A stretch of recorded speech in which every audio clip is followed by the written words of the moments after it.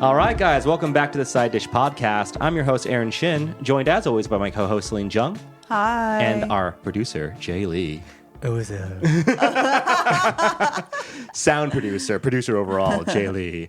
Okay, well, who wants to introduce this week's topic? Or should we just zoom out and just get into it very casually with like how the week was? There's a lot of stuff to unpack that happened this week. Yeah, do you want to talk about the weekend? Not really. Did he come out with a new song or something? Good one. No, I mean, my weekend was pretty chill. Yo, Jay. So Jay came to Improv this week, which is where he's coming this up with weekend, these by zingers. the way, feels like it was forever ago. I don't like. Oh, yeah. What the hell? Well, because yesterday the temperature dropped precipitously. Oh, Maybe my that God. was the reason why. So, like, Korea just experienced a 20-degree drop, literally. Yeah. In one day. Yeah. In one overnight. day. Yeah. Uh-huh. We've had spring up until now, basically, or it's felt like autumn, and then suddenly it's. I like minus. it cold though. I I hate actually it. invite the cold. I actually enjoy it too. As a Californian, I really like the different seasons. There's a mediocre to it. Yeah. I also just like charm. layering things. No medium. yeah. Hate layering. Hate. Wait, so what did clothes. we all do this weekend? Well, as I was saying before, Jay Lee and I went to improv together on Sunday, but also we saw an improv show on Saturday. Yeah. We got fucked up. That was so much How fun. was You it? got fucked up. Okay, I got fucked up. Yeah, so I roll up to the improv Oh, so show. this was Saturday. Saturday, there was a and show. Aaron's already he just woke up from a nap. I guess you had dinner with Jaehyun's Yeah, parents, I had right? dinner and drinks with Jay's parents and her uncle and aunt and cousin. Oh, So it was a big what? family Wow. thing, yeah. Yeah. And her dad was just like, keep drinking. Drink as much as you can before you leave. So I got plastered on beer. At the family. Yeah. Yeah, it was fun.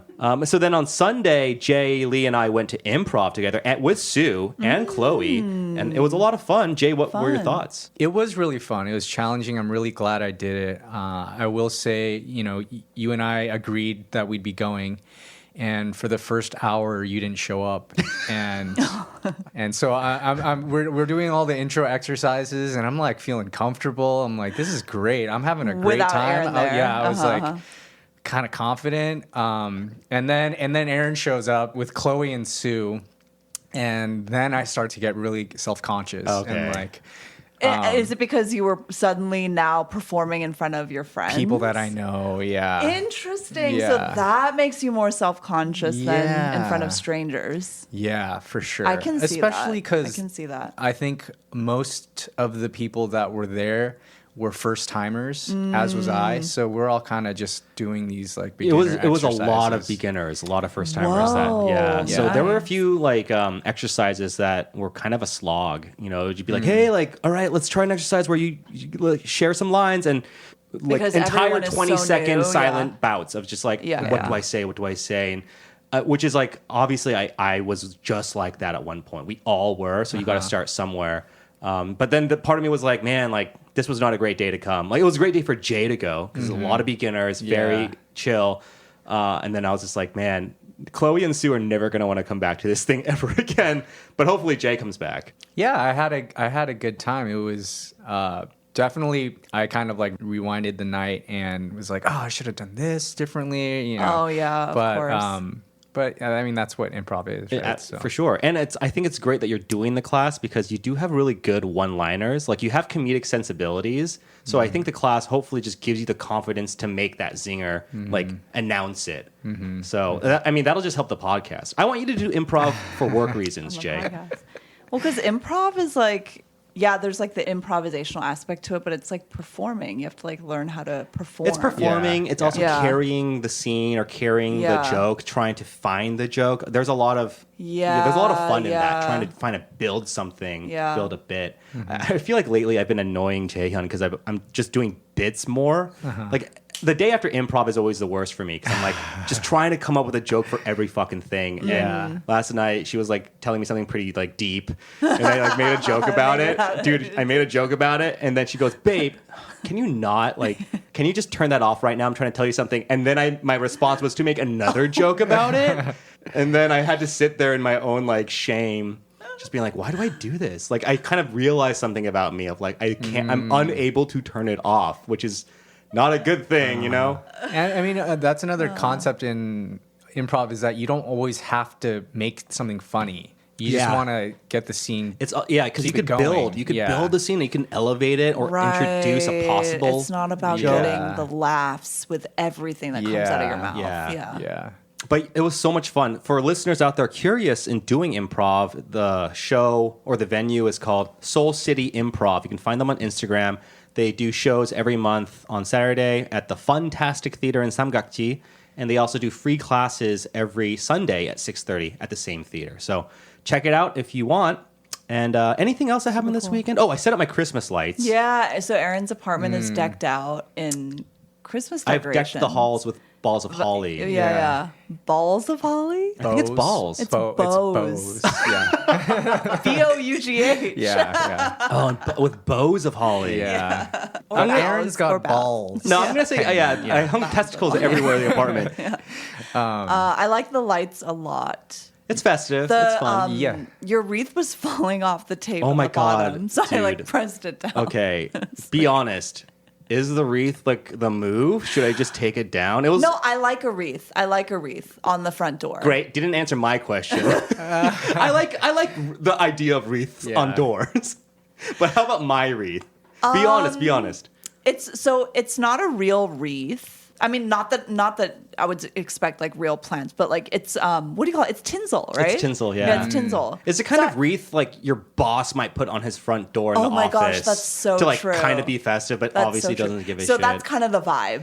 You know- yeah. But then I think it's better than nothing. It's better than Yeah, nothing, yeah. but I was at Daiso, right? I saw this wreath. It's fucking 1,000 won. It's chon, Exactly, right? yeah. And I just laughed to myself, oh, how funny and subversive would it be to get like a really shitty wreath and put it in my door? Ha ha ha. That's so me.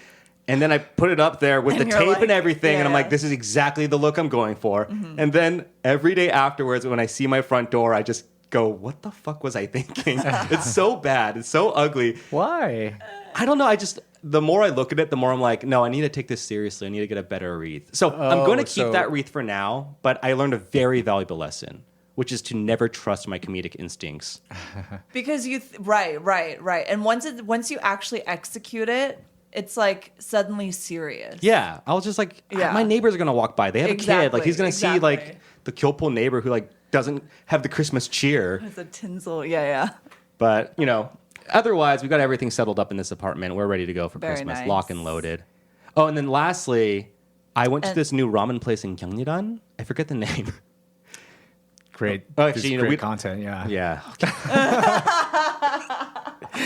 Yeah. Was Was it it good? Hey, let's move on. It's fine. With a World Cup, Korea Yeah, lost yeah. to Ghana. Let's on talk about Saturday or that. Let's something. talk Yeah. about that. Wait, where was everyone were watching down. it? I was by the just way? at home. I was just at home. I was at my aunt's house. One of my cousins was visiting, and we all watched it together. Oh, fun. The first half, as soon as Ghana scored one goal, the mood just like dropped. Oh, yeah. And then And they then were, that yeah. second goal. And then the second goal. I almost gave up. I was like, I might and, as well. and one of my cousins just like went to his room. He was like so pissed.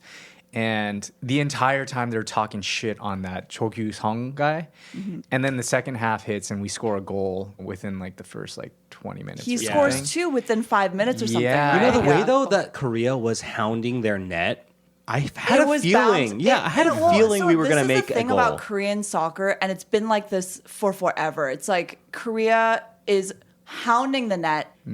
A ball possession was like 60, like we had over 60% ball possession. Yeah. And it all amounts to nothing. They can't put it into action. Yeah. Yeah. The Korean And it's strategy. always been like this. Yeah, it's just like kind of a Hail Mary. It's like Hail just Mary. lob the ball and hopefully And so someone's there was head hits one it. point where there was one point in the game. I think this was when Korea had another surge of energy. Like after this was when we were down 2-0, but we were really trying, right? And actually, we tried the whole time. They really did. But there was this one moment where we truly were by the net for like 20 minutes straight. Yeah, the last like And 20 it minutes. looked like it felt like I was watching some like high school team trying to like Wow, that's a pretty deep burn against the Korea team. Actually, like any professional team in the. But you know, FIFA. obviously we love Team Korea, and Korea has heart. We have grit, we have determination, but we just don't have results, and we have never had results. Like we just can't translate it. I mean, were we surprised that Ghana beat Korea? Because I wasn't. Those guys were fucking so good. No, they Dude, weren't. Ghana- They were so bad. What are the you first talking about? half, they were not playing well at all. I Are disagree. you kidding? I feel like every time they got the ball, That's I why was we were hounding them at least the Well, first half of the game. we were definitely hounding them, but my point is like every time that Ghana got the ball, I could see some real like strategy Yeah. and communication. Mm. Like they were passing ball to like they were on hive mind shit. Mm. Whereas Korea always feels like they're kind of just like, all right, I'm gonna kick it and then get in position. Like I could see Korea repeat the same plays Always. over and over and over, Yep. the same fucking play. Yep. Get it to the guy in the corner. ball moves the same, Same way. time, Yeah, same yeah. time. And so Yeah. what I liked about Ghana is like I could actually it felt like I was watching soccer players rather than with Korea it felt like I was watching a soccer play. You Right, know? right. Wow, that was deep. That was so Wow, deep. yeah. I didn't know this, but Ghana's I think the worst ranked team in the tournament. But they don't have any history either. This is their first Maybe, time in yeah. the World Cup. So Yeah. I mean, you ever seen the Cool Runnings? It's like, yo, bro, I'm rooting for Ghana low key. Like No, they're- Actually, yeah. if I'd be happy if they advanced. / when Korea gets eliminated, I think I might go on the Ghana train. and like go to the games to watch Ghana play. Yeah. Who do we cheer for other than Korea? Are there any other teams we care about or no? I think that we should just stop watching. I'm That's- kidding. I'm kidding. I'll watch Yeah. America. Fuck, I'm American. Isn't that funny though? Like I could I think give I kind would. of less. I think I would. Yeah. Root Team USA. Root for Team I Yeah, USA. will. like, why- but yeah, I of really course. don't care. Yeah, it's that not the much. same. It's just like I mean, Yeah, I yeah. barely care about the Korea team. oh, I care a as lot. well. I care a lot. Yeah. But yeah, we have our last game tomorrow. Yeah, against that Portugal. I don't think anyone has real. Yeah. Last game, knock on Expectations for wood. ya. Yeah. I'm not gonna watch it. I'm gonna go to bed. It is late. It It's starts late. at midnight. Yeah. Yeah. Yeah. Although, I mean, this is like the quintessential. That's like the quintessential. No, this is a game that like, Korea game. Yeah, yeah, where you yeah. have to be Yeah. at the bar until 2 a.m. Yeah. And what if Probably they win like obviously. 4-2 by some grace Where are of we getting God? this number from? Well, I'm just You're thinking, assuming Portugal's going to score at least. because I'm thinking Korea would have to win by 2. That would give Exactly. them more of a cushion to be able to advance to Okay. the next round Exactly. because Uruguay and Ghana, they have to either tie or Uruguay has to win, but not by too much. And it 'cause goes then- by goal. Like if there's The if differential. they're equal in points, they have to go by goal difference. Yeah. So that's where my thinking was. I see. Wait, circling back real quick to that ramen place I tried. I did So you have a got funny the name? story Oh. about it. Oh, okay, cool. So Sorry. the name of it, whatever, but it's near Magpie Brewery. It's like this new humongous Japanese joint. They have like ramen, all that stuff. The food was fine. Jaehyun actually loved it. I thought it was mediocre. Like what I got looked nothing like the thing on the screen, to be honest. But that's neither here nor there. It was delicious, I guess. Whatever. I went to the bathroom because I had to take a dump. But Wow. they had like their stall was tiny, and because I had such a huge jacket that I had to like hang on the Oh, hook that's and the stuff, worst. Oh, I this just is couldn't like get into position to like comfortably wipe my ass. Oh Yeah. yeah. So yeah. we left the there. restaurant, and then she was like, "Okay, what should we do today?" And I said, "I just need to go home and wipe my ass again." And that's exactly what we did. And then we spent the rest of the day at home. That's amazing. So my Sunday was great. Yeah. Yeah. My day is ruined if there's no hook in the bathroom during the winter time. Oh my Yeah, god! If it's there's no hook in the bathroom, One yeah, of the I'm worst not gonna parts go. of winter. Yeah. Oh is my wiping God. your ass in public. Wiping your ass. Yeah. I mean, women have to wipe their fronts too. True. What are those things called again? Vagin. Vaginas. Vagina. Vajingo. Oh, Yeah. vaginas. Vagina. Vaginas. Got Vagina. it. Got it. Okay, so the actual topic of this week's Yeah, episode. the actual topic. We wanted to do book club. Book club. Yeah. Yeah. Which seems like a no-brainer. Why didn't we do this earlier? You did an episode, Selena, about a book you were A reading. book I was reading, yeah. It was like based around something that I like was learning. Yeah, and you were thinking about it. Yeah. So this week, I mean, we should do this as a segment regularly because it'll keep us accountable Yeah. to keep reading. I think so. Yeah. But like in brief, what do we? Let's just go around about like the book that we're reading right now, or a book we finished recently, and then we'll just maybe launch into kind of what it was about that book. So, Celine, you want to start? Yeah. I've actually been reading a lot these days. So like I've recently finished like 5 books that I can Wow. like talk about, and I'm currently reading 3 more. What? And- so you're the type of person that can read multiple books at the same time. I can't read one at a time. I have to have like one book of essays, one nonfiction, and then I'll like attempt to read fiction. and it usually is a fail. So I have so many like partially read books too. Right. But I recently, like a couple that I really loved that I finished recently was, I've been trying to read, I usually don't like books that are like, actually it takes me a really long time to read like bestsellers, right? Like books that have been hyped up. There are a ton that I've loved in the past, and like, I think to an extent they're bestsellers for a reason. But I had heard about this book called I'm Glad My Mom Died. Yes, you and told I me just about that. I obviously read the title, had all these assumptions, and I was like, and it's written by a Nickelodeon child star. Like, I'm not interested. And then I read it, finished it in like 3 days. And yeah, I think it's like one of my favorite books I've read in the last like couple years. So good.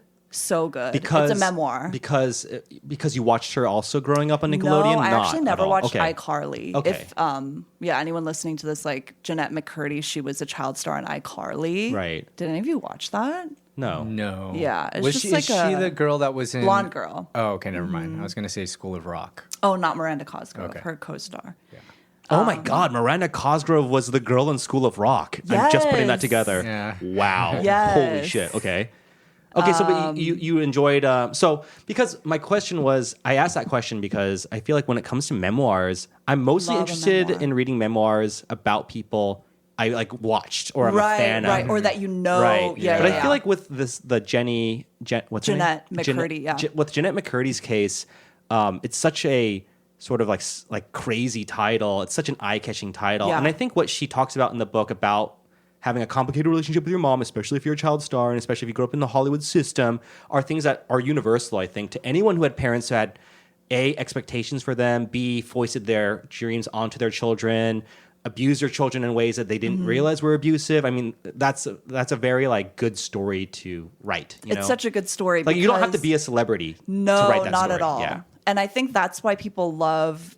I mean, people are like responding so intensely to the book because the stuff that she talks about, I think everyone can connect to some part of her story because Yeah. she's like kind of been through it all. Yeah. Like her abusive mom led her to have, an eating disorder, multiple eating disorders, like problems with like the men she was dating. Her ideas about fame were also really interesting, like being a child star. And like one of the things that I like now really believe is that I think it should be illegal for children to be singers and actresses until they're age 18. Wow. Like it should actually be illegal. Like the fact that kids can just like be on TV and be in movies and work on sets and have fame is so fucked up. I think Yeah. that the idea of a child having fame is fucked up. But I don't agree with the idea that children shouldn't be able to act.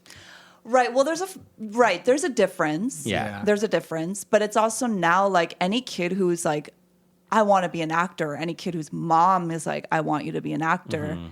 I don't want to like generalize, but don't you think it kind of means like, okay, you're going to go on Instagram, you're going to try to be famous? Because what's the point if you aren't So getting because what you're attention? doing is you're increasing visibility. Unless your goal is like, I just want to make cash by being like a commercial actor.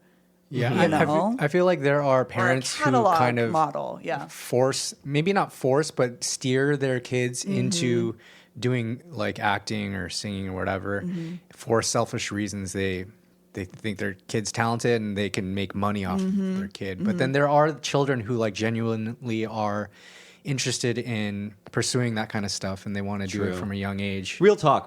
Say you had a child who had like immense potential with like baseball Star or power. something, Oh, just yeah, yeah. something. I mean, not to be too facetious, but would you look at them and be like, hey, there's like an opportunity here? And obviously you'd probably, I don't know, do some mental juggling to be like, no, I'm doing this for my kid. Like they're going to develop this skill and become great. I know. I can't see how anyone gets. It's not like Tiger Woods woke up and was like, I love golf. Like his dad fucking made him golf. The I mean- Serena's, the Williams sisters are the same way. Yeah. Exactly. Nigel Houston, famous skateboarder, was the same Exactly. way. Like these next generation or once in a lifetime talents were often pushed in very abusive ways by their Yeah. parents to extremes. And sadly, like, fucking think of Jackson 5 with Michael Jackson. know. The most Yeah. talented sibling in the group was most tragic, right? Yeah. So, Yeah. going back to your point about, I think, protecting young children from fame itself. They're not is super- protected. yeah, that's very Yeah. important. Yeah. They're not protected, and I think like social media. Jeanette McCurdy, when she was famous, I don't think social media was a thing. She didn't have an Instagram account. iCarly was barely a thing. Apparently it was. I wouldn't which know. I wouldn't know either. But she didn't have Instagram. She didn't have any of that. So it's like It's different now for her. it's different for her. But even like, and it's not just about social media, right? It's like the industry itself, the people working as the producers, as the directors in these places, like. Dude, in her case, her mom was a big part, like the biggest problem. Based on the title of the book, sounds like her mom sucked. She did. She did. And she's glad she's dead. Yeah. No, and apparently. yeah, she did. And but I think the social media makes it worse.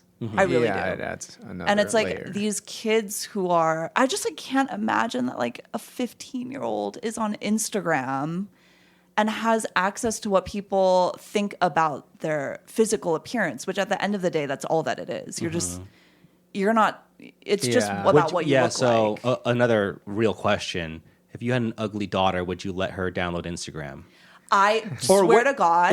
Let me clarify. If you had an ugly daughter versus a beautiful daughter, would you allow them to download Instagram? Yes or no? Why or why not? Even if my daughter was ugly or not, which also ugly is subjective. Wow, you're totally But- avoiding my question. No, I wouldn't let my kid on social media until they're probably like Unless they were blind. high school. No, seriously. No, I think that's Same. fair. Yeah. Like no way. Well, you know what?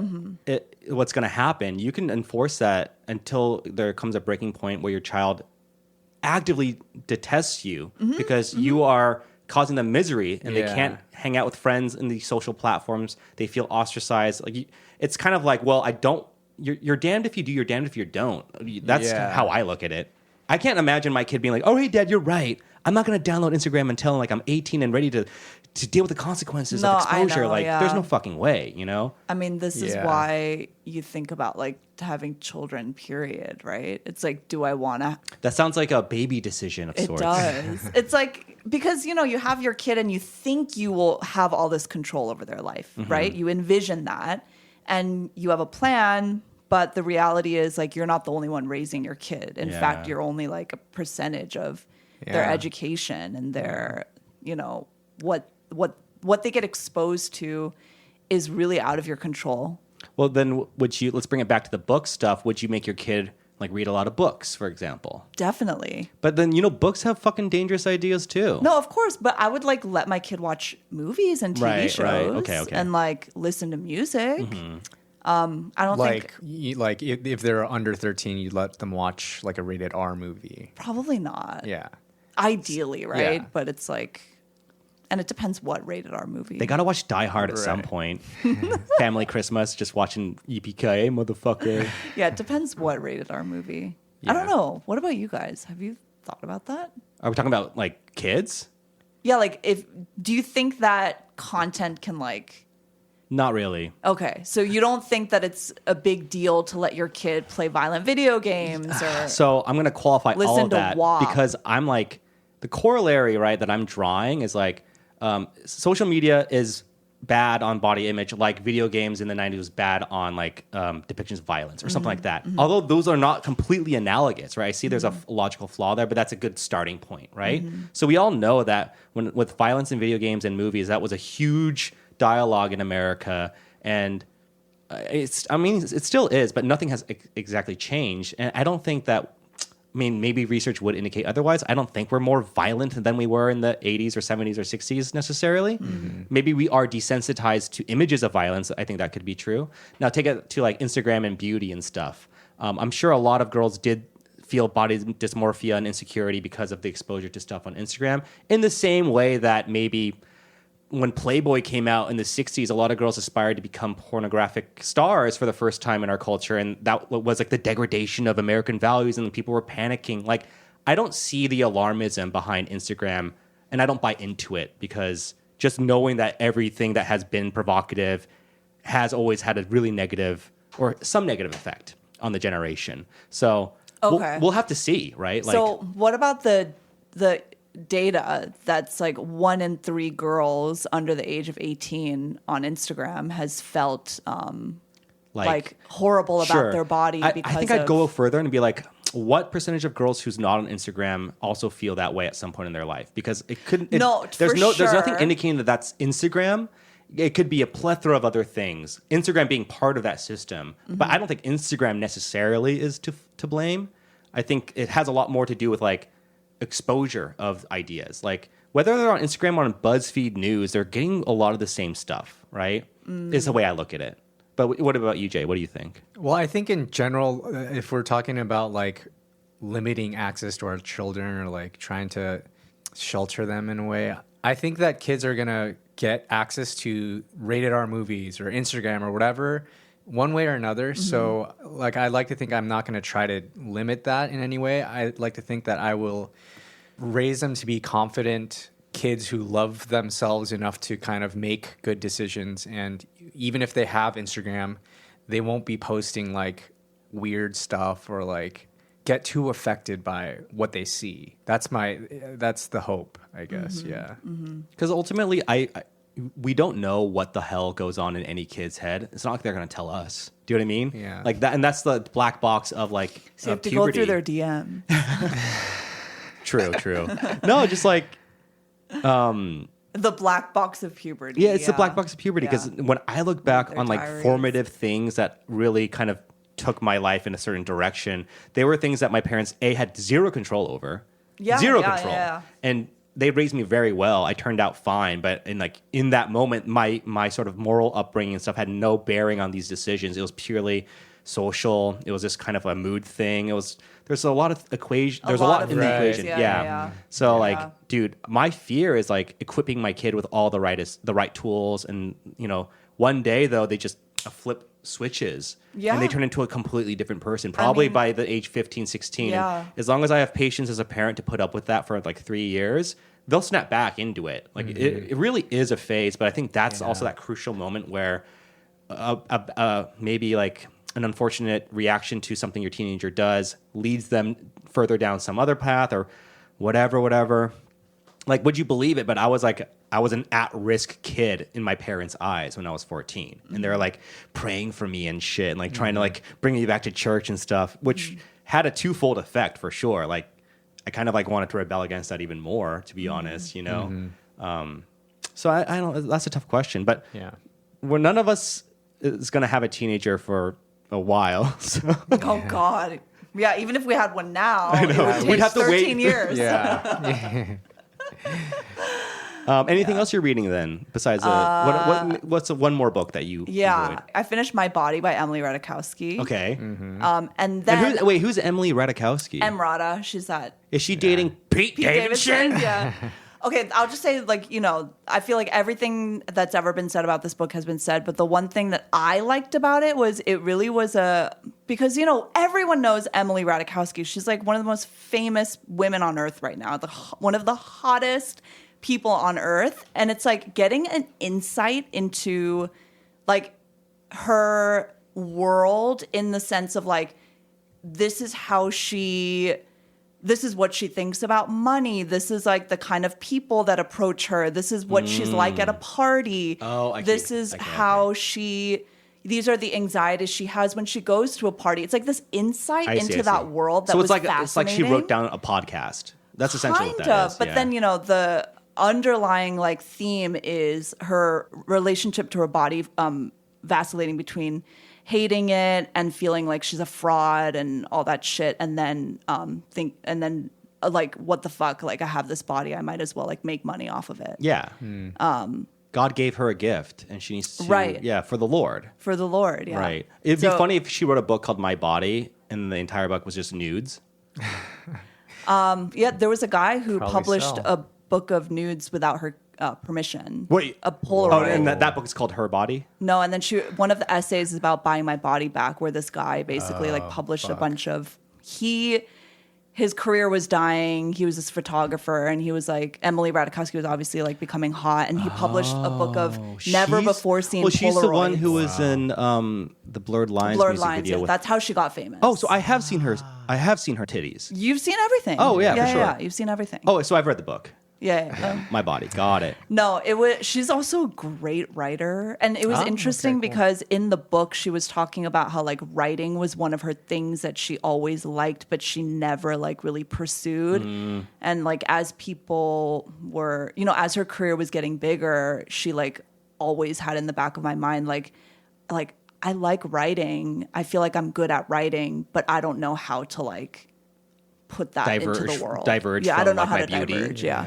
Well, that's so interesting because it kind of segues naturally into the book I just finished. I finished my friend's novel, Something New Under the Sun by Alexandra Kleeman. Alex is a beautiful woman, very, very gorgeous, and super fucking talented. So going back to Emrata, it's like she could have been a great novelist. A lot of very, very famous novelists in our generation are beautiful, like gorgeous. I'm not even kidding. So in the book I'm reading by Meiko Kawakami, she's fucking pretty too. She's like a hot Japanese girl. Wow. So like it's interesting. I don't know why that is because it's like I don't think that beauty Why are and talent novelists are like the same, but maybe like the beautiful ones rise faster because of like that's how you can get Just a readership. access and yeah. But in general, a lot of talented people are really beautiful. A lot of athletic people. Yeah, so I don't know if We were talking about this. Yeah, but it's like so many athletes are just really handsome and Right, just good-looking right. people. Do you think right? So going back to Aaron's idea, like, is it because those ones became famous, Yes, absolutely. or is it It's that like- like, so if when- you when- play soccer, you're hot? Exactly. So it's Right? like you have a higher likelihood of being hot as a singer because they look for hotness in what they're looking for a singer. Well, yeah. You know what I mean? Yeah. Exactly. Unless you're exactly. like, you look like Tom York or Elliott Smith, in which case you have to rely on sheer talent alone, right? With writing, it's interesting. And she talks about this in her book. So in Meiko Kawakami's book, it's called Breast and Eggs. I love this book and I hate it because I studied writing and I have an eye for how manuscripts work and how they are put together. So I'm reading this being like, oh, so this definitely started as a short story.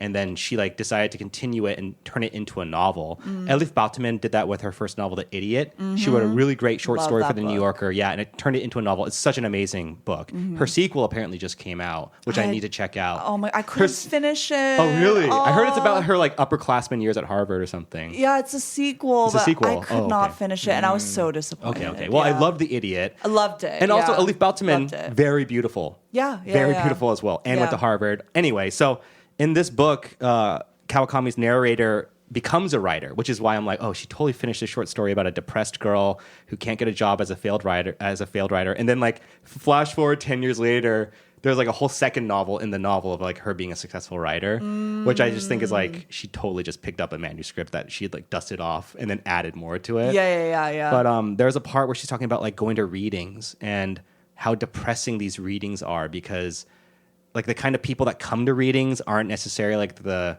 creme de la creme. They're like very easily manipulated by the Oh, I thought you idea meant of art. uggos. Yeah, so like she was like talking about this guy who's doing the reading and he's like clearly a shitty writer and reads like such a pretentious asshole, but she's looking at the audience and all these like young wannabe writers are like taking in every word and just adoring him, and she's like in the back being like, this it's too hot in here, I can't understand why people are paying attention to this when we should like open a window. And then it kind of culminates in her like talking to another writer who's like, I only come to these things to advertise my book. I don't come here because I want to read to people, let alone meet them. Exactly, I just need to right. sell copies of my book. Right. And I know that like Alex's book, she had to do a huge press tour. Her book is doing really well in Germany. She has a huge readership in Germany now. So she's doing very, very well. But overseas, I don't know if she's doing that well domestically, in the States. But so anyway, yeah, going back to Alex's book, it's a dystopian future mystery novel, very much in the style of Pynchon, Thomas Pynchon, and Don DeLillo. It's got like a white noise meets the crying of Lot 49, if anyone out there is like into books. It's about a future where like this company is making like fake water, like engineered water to like save the planet, but only rich people can afford real water.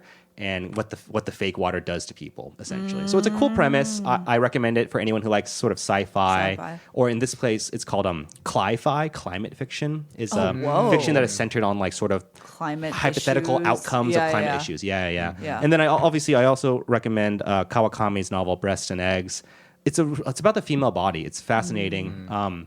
Sue would love this actually if she was on the podcast or even in this room, but like there's a part where the daughter is freaking out at her mom and she just bursts into tears. It's actually kind of cheesy, but like she's arguing with her mom and she's like, "Why won't you tell me the truth?" And the mom's like, "What truth do you want me to tell you? What truth?" And the girl can't say it. She just grabs an egg. There's like a carton of eggs on the kitchen counter and she grabs it and starts breaking them over her head one by one. What? Which is meant to be this like Symbol. extravagant symbolism of this girl's going through puberty. She's been like thinking about what it means to have eggs. And we don't know what's going to happen to this character. She's like, at the time she's 13 and now it's 10 years later. So we're going to see her again probably, later in the book. But it's all about, okay, I'm a woman. So the narrator's like, do I want to have a kid? Now that she's older, she's like, fuck, I think I want a kid. Even though I've like made a great career as a writer and like I've always said I'd never want to have children. I don't even want a husband. I just want a child. I want companionship. And so now the novel's about her looking up like sperm donations, and it's an interesting commentary on like what it means to find fulfillment as a woman, and also the anxieties that women realize about themselves when they get their first period. It's like this shocking, why did no one tell me life was going to be like this kind of realization that guys, we don't really go through that. We don't have something like that really, you know? Ooh, we should talk about that book. So when I'm later. done, we Like should when talk we- about it yeah. with the baby decision Yeah, episode. yeah. We should definitely have Sue on that Yes, episode, wherever she is for out sure. there. Anyway, Jay, what about you? What are you reading? I'm currently on a break from reading. It started when I graduated college. Yeah, actually, I'm really bad at reading. I don't really read, or I didn't read that much. But in the past, few years, I've been making an effort to read more.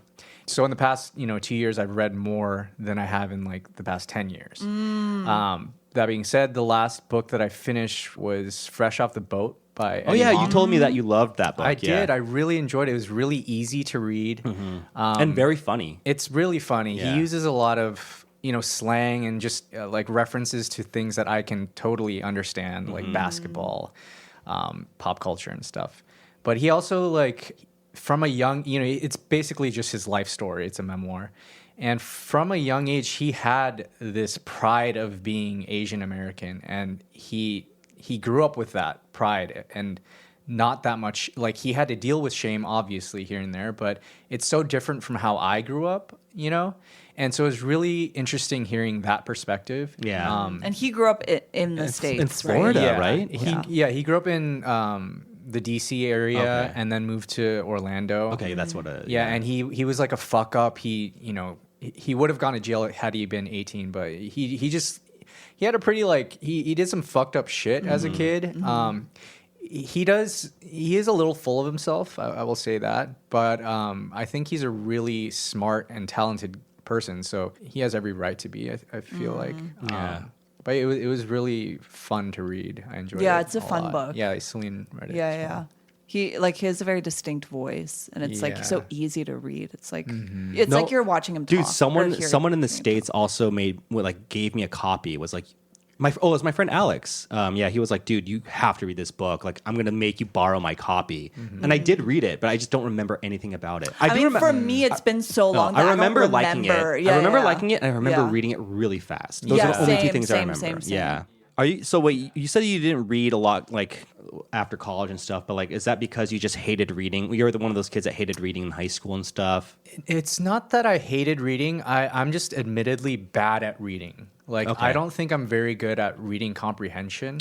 So I will. Reading is hard. It I mean, is. there's a reason why like we have to learn it. Like Yeah. learn Dude, how to for read, not just sure. like learn how to read. I don't mean like Bro, learning how to read letters. I will be but- sitting there and like Like comprehension three and shit, pages has yeah. gone by, and I'll flip back and Oh, be like, yeah, wait, yeah. what the fuck did I just read? And then I'll read it back and be Yeah. like, I there's none of that in my brain. Like Yeah. I literally like was just staring at words. Or on sometimes you autopilot. read it back and you're like, Still don't get it. I'm so Go back. And then you're like, Yeah. okay. There are times that happens to me, yeah. Thank you for saying that because I know you guys are like writers and read a lot of books. So for me to hear that from you guys is But it's a lifelong thing. Yeah. And also because like Yeah. we're reading different kinds of things, right? So obviously there are levels to it. Because And- I asked that question because I think that in high school we're not really taught like what to look for necessarily. We're taught about mechanics of like you can identify a dependent clause or you can identify Yeah. passive voice, and those Yeah. are useful. But for me, I know exactly what I like about reading, which is like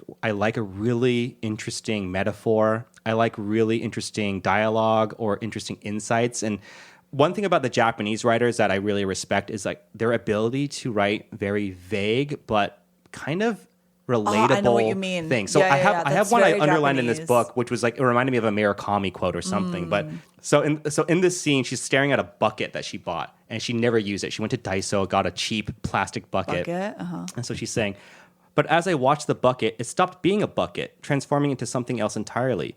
It was like that thing that happens when you say a word so many times it loses meaning. Only this time it was happening with an object. And I was like, oh, interesting. Like, yeah, kind of this like weird fugue state of like, what is, like, I know that this is a table, but like, what does that mean? Or like not even recognizing the sort of like implicit terror of like not recognizing a simple object like a bucket just resonated with me. As a writer, I was like, Right. I don't, that's such a weird feeling, but I kind of get it. You know? Yeah, And there's yeah, no word for 100 that no, either. there's no it's not word for it. dementia. Yeah, yeah, yeah. It's not, you know what I mean? Like, and and Murakami has a really great one of like, I could hear what she was saying, but it was like she was screaming at me from across a loud stream. And I was like, that's great too. I like that. You know, like, so I love the Japanese writers because they can really, they can write things that I'm like, oh, that's artsy. I like that. You know what I mean? Or you're like, I feel it. I feel it. and I immediately know what you're talking about. Right, exactly. And that's one thing I love about like books that I feel like I don't really get when I watch TV or movies is like the precision of feeling Yeah. that like something you'll read a sentence and you're like, that feeling. I know exactly what it is. I've felt it before. I'm currently feeling it. Or maybe even not a feeling. It could be like a thought. Totally. Dude, Or yeah, yeah. because And it's so exact and specific. Yeah, because if someone can put into words something that I've been thinking and feeling in ways that I could never express in words myself, that's when I'm like, for example, Minor Feelings by Kathy Parkong. Great book. Great book. Shit just like fucked me up, and it's that thing where she just can express this thought and feeling that I have had myself, but it's so eloquently put and so just succinct, and it's like, yes, this is. We gotta give exactly mad how I props to feel. fucking Kathy Nuna because like Yeah. she wrote one of probably the most important book of my lifetime because that was a book I wish I could have written. Yeah. Like that Such was a a book I good needed book. when I was in high Yeah. school for sure. Yeah. I'm so glad someone wrote it. Yeah, I'm glad it Yeah, exists for sure. But going back to like you were asking, how I read and stuff. Like I'm really bad at it, but I'm trying to get better. But I do remember as a kid, despite not reading that much, there would be books that I would read and I got super into. And one that this Japanese book you mentioned, there's like a woman who wants a kid but doesn't want a husband, and so she's looking for like sperm donors.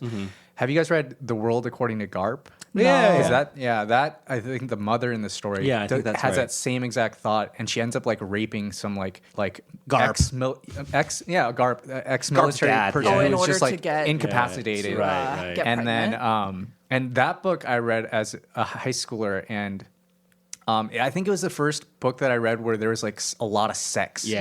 And I was like, whoa, books like have sex. This Bro, is yeah, kind of cool. We had to read a book in high school called Kafir Boy. It's about like child soldiers in Africa, and there Oh, was God. dude, there was so much child rape in that book. Oh, yeah, yikes. and it's just Yeah. like I was like, damn, dude, another friend of his is getting raped by like a fucking warlord. Like, what the fuck? Like God. some real shit. I was just Yeah, like, I didn't know yeah. the world was like this, man. Yeah. Yeah. So dark. I didn't mean for it to go that route. But no, but- going back to Jay was talking about good sex. no, Jay was talking about like when you relate to a book so well, and I'm like, yeah, man, everyone read Kafir Boy.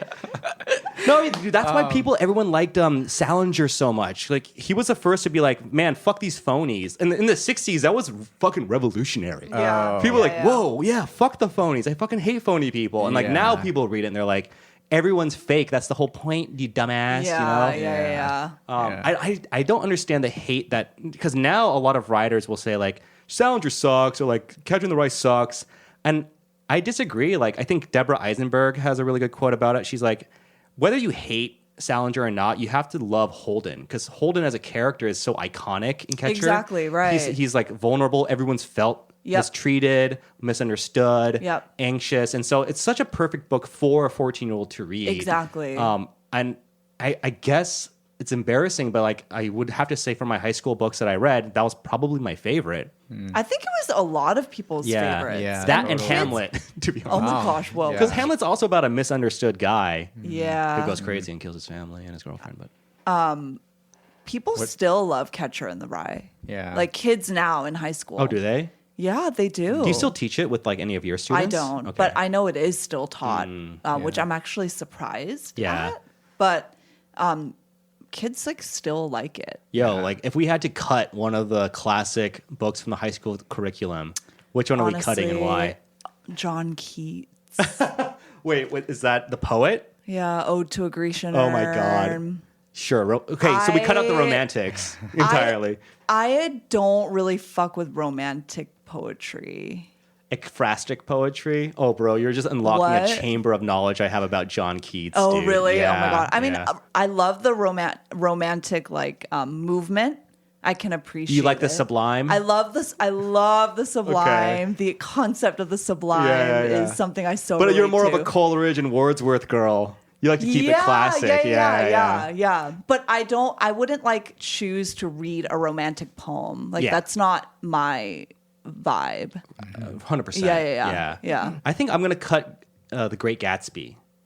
I loved The Great Gatsby when I'm glad I read we're it. disagreeing about this. I loved it's it. Well, first of all, it's a perfect novel, right? It's a great It's a novel. perfect novel from a practitioner standpoint, as someone who likes writing. Like, there's not a single extraneous scene, and it's only 50,000 words long. It's Exactly, very short. it's short. And I love that book, but I hate that. I hate discussing that book with students. I don't think Well, there's you a know lot what? to really get no, into. exactly. So actually now I just think like book lists need to be updated in general. Yes. Like actually I would make the argument that we don't need to be reading any of those guys Yeah, anymore. true. And one of the reasons is because there is nothing left to say about them. Yeah.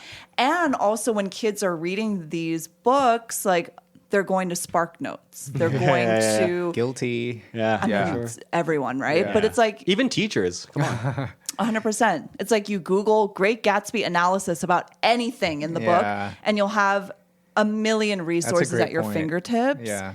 So there's not Need some much fresh to, ideas. Yeah, we Yeah. need fresh ideas, Yeah. new ideas. We need things that kids like personally relate to and understand. You know, that reminds me, like in college, I was in a poetry workshop, and one of our assignments was to take a poem that we really liked and just share it with the class. Pretty basic Which assignment. I love poetry, by the way. I love poetry too. I love I poetry. ended up bringing in a John O'Hara poem because I love John O'Hara, but I wanted to bring in a Wait, bride. Frank O'Hara? Yeah, sorry, Oh, Frank okay. O'Hara. But I brought in a fucking Connor Oberst hell song. yeah. I brought in Yeah. one of his songs. He's Bright Eyes. He's a singer-songwriter.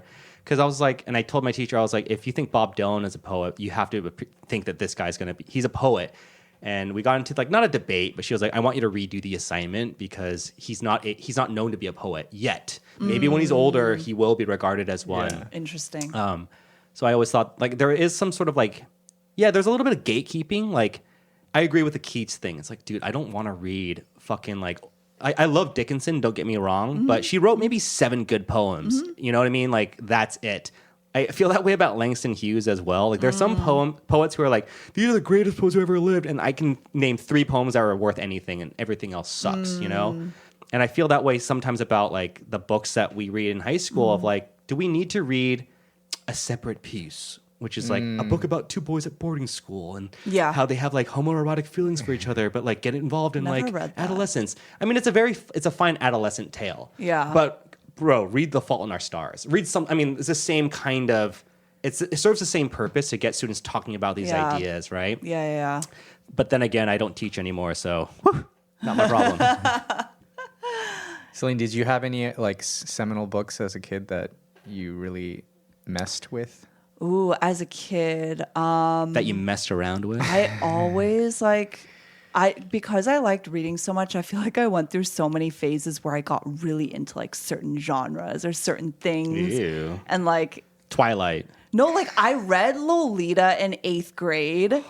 Oh, that explains And- so much about you. No. And Holy shit. I liked it. Bro. I can't imagine why I liked it, but I Because actually you enjoyed. could not have understood it. There's no Oh, way. sorry, ninth grade. But you could not have understood that book. No, I obviously not. But there was something about it where I was intrigued. Yeah, yeah. And- Did you also know that you were reading a no-no book? You know what? Back then, I don't think it was considered. Bro, no. so like Humbert, when he rapes Lolita, essentially, Yeah. is 2 sentences, right? And he doesn't describe it. He just goes like something like, the next morning I like heard the sound of laughter outside and knew that Lolita was not in that innocence anymore, or something like that. He's comparing that the innocence of a child's laughter was no longer applicable to Lolita because she's no longer a child. I had sex with her. So yeah. he never even says it in the book.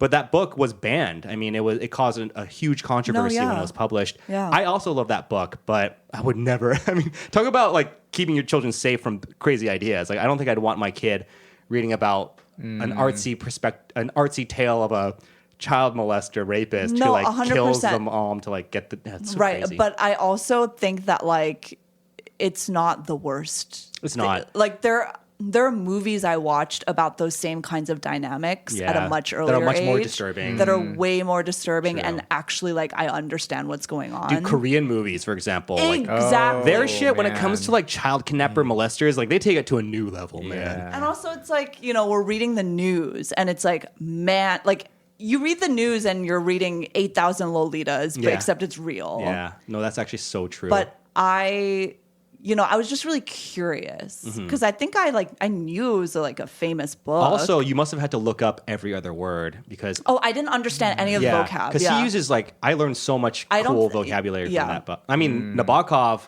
If we're talking about the goats of writing, like Nabokov is up there for sure. He was John Updike's favorite writer. I had never got into Russian literature. whole another podcast episode. Me and Sam, just me and Sam and Jay. I'll We'll read give you one. we'll give you a list. I'll read one. I don't think I don't think I've I've read. read I think I've read. anything. I've read Chekhov. I've read Mm-hmm. Lolita.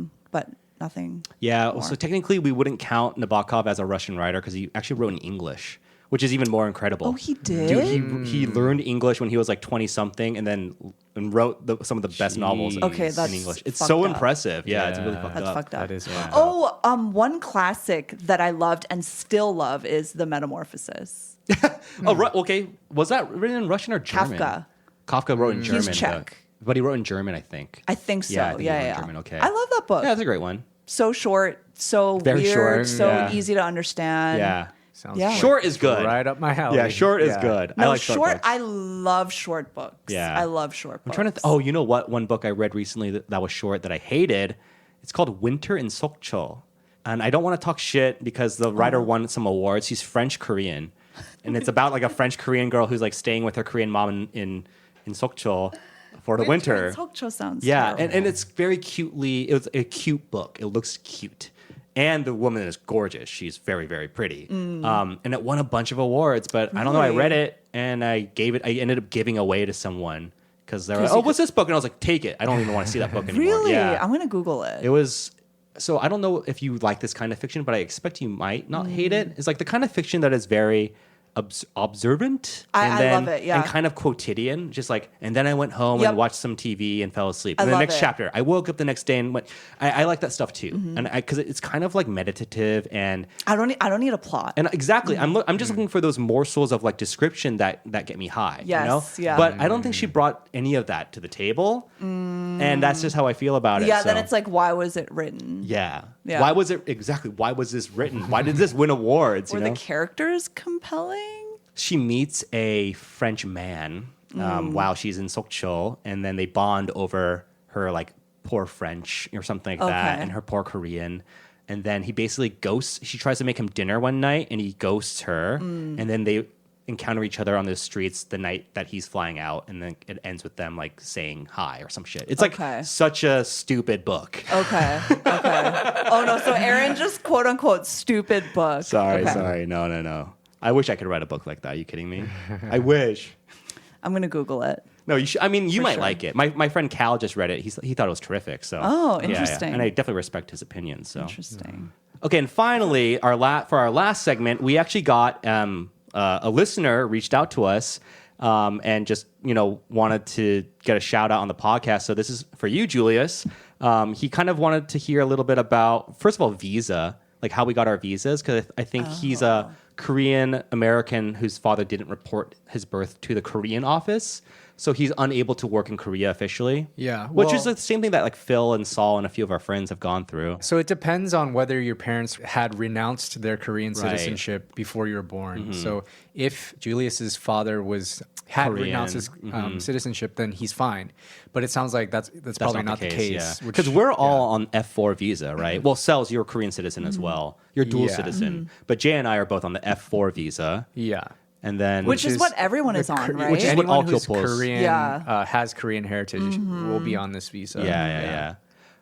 So yeah, Julius, I mean, I wish we had more advice to give you on that, man. But yeah, that's tough. A few of our friends are in the same position as you. They just literally go to America, or like one of our friends just moved to Vietnam so that he can like officially make money in Vietnam, but then come back to Korea every few weeks or something like that. So What I do know is there's a new law that passed or is passing that if you are of Korean descent and you were born, he wasn't born in Korea. I think he was born in New Jersey, is what he Okay, said. so Yeah. if he was born in Korea and his parents are even if his parents were an American citizen, if he was just born here, like he could get citizenship automatically, I see. even if his parents aren't Korean anymore. Yeah. Oh, that's kind of cool. Yeah. Wait, that's so progressive for Korea. That's awesome. Yeah. That's awesome. I know that this is either happening soon or maybe already did. Well, happen. good. It's about time. I mean, there's Yeah. the foreign population is growing, and it's beautiful to see. It is, I fucking yeah. love it. Yeah. And the local population is dwindling. Diminishing. Yeah. So we need some babies out there. Bro, Yeah. we crossed the 8 billion person benchmark last I week. know. Wait. Fucking crazy. I know. Holy shit. That's fucking I insane. know. Lastly, quick shout out to one of our listeners, DK Daniel Kim, who commented on Fashion is My Passion about his Birkenstocks and his love of Birkenstocks, and he loves Birkenstocks, and it's all about Birkenstocks. So Daniel, we hear you, buddy. I mean, that's Yeah. like we agree. No, we actually do agree. Yeah. Yeah. I told him I saw him at Thanksgiving, and I was like, bro, No, like Daniel- I wear Birkenstocks, man. Daniel has the mainstream opinion about Birkenstocks. Like, Yeah, most everyone people loves think they're cool, Birkenstocks, yeah. We have the edgy opinion. Exactly. Yeah. Wait, yeah. Yeah. Like the fact that you guys think that Birkenstocks are for gardeners and lesbians, that's like the edgy opinion. Well, it's because Wait, who said LGBTQ. lesbians? Aaron. Oh, okay. Okay. Whatever. Don't put me into that. No, Jay, you're a part of it, dude. You can't. I also want to give another shout out to my friend Daniel Lim. Uh-huh. He started listening to the podcast and he really likes it. Sick. And hi, Daniel. He gave me a lot of shit for screwing up the Quiet Quitting episode. So Why? For screwing up the sound engineering? Yes. So I will do better moving forward. Oh my God. Wow. Is he a sound engineer? No, he's just joshing. He's But just joshing. Well, now I did royally F up. So I think we It- all yeah. royally effed up. It But you actually, no, we effed up. You royally effed up. It Yeah, happens. yeah. It happens. Well, with that said, thank you guys so much for tuning into this episode of the Side Dish Podcast. Follow us on Instagram at _the Side Dish. Apple Podcasts, leave a 5-star rating and a whatever. And we'll catch you guys in the next one. Bye.